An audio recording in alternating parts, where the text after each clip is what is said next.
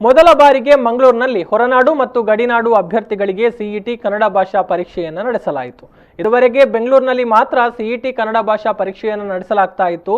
Covid ಹಿನ್ನೆಲೆಯಲ್ಲಿ ಇವತ್ತು ಮಂಗಳೂರು ಶ್ರೀರಾಮಕೃಷ್ಣ ಪದವಿ ಪೂರ್ವ ಕಾಲೇಜಿನಲ್ಲಿ ನಡೆದಂತಹ ಕನ್ನಡ ಭಾಷಾ ಪರೀಕ್ಷೆಗೆ ಕೇರಳದ ಕಾಸರಗೋಡಿನ ವಿದ್ಯಾರ್ಥಿಗಳು ಹಾಜರಿದ್ದರು.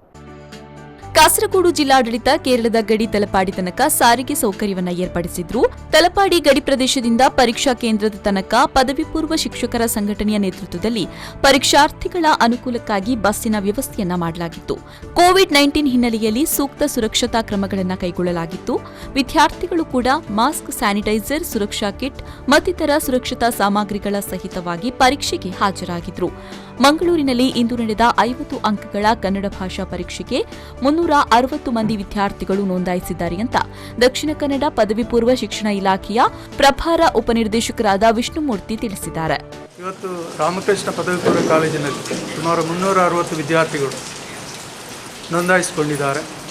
ಅದು ಪರೀಕ್ಷೆ ಈಗ ಬೆಳಿಗ್ಗೆ 11:30ರಿಂದ 12:30 ತನಕ ನಡೆಯಲಿಕ್ಕಿದೆ.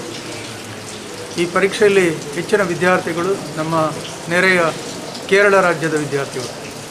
ಆ ವಿದ್ಯಾರ್ಥಿಗಳನ್ನು ಈ ಪರೀಕ್ಷಾ ಕೇಂದ್ರಕ್ಕೆ ಕರ್ಕೊಂಡು ಬರಲಿಕ್ಕೆ ನಾವು ಬಸ್ಸಿನ ವ್ಯವಸ್ಥೆಯನ್ನು ಮಾಡಿದ್ವಿ. ಮಂಗಳೂರಿನ ಕೇರಳದ ಗಡಿಭಾಗ ತಲಪಾಡಿಯಿಂದ ಸುಮಾರು 9 ಬಸ್ಸುಗಳಲ್ಲಿ ವಿದ್ಯಾರ್ಥಿಗಳನ್ನು ಬೆಳಿಗ್ಗೆ ನಾವು ಕರೆತರುವಂತಹ ವ್ಯವಸ್ಥೆ ಮಾಡಿದ್ವಿ. ಪರೀಕ್ಷಾ ಅನಂತರ ಹಿಂತಿರುಗುವ ಪರೀಕ್ಷಾರ್ಥಿಗಳು ಕಾಸರಗೋಡಿನಲ್ಲಿ 1 ವಾರಗಳ ಕಡ್ಡಾಯ ಕ್ವಾರಂಟೈನ್ಗೆ ಒಳಗಾಗಲು ಕಾಸರಗೋಡು ಜಿಲ್ಲಾಡಳಿತ ಸೂಚಿಸಿದೆ.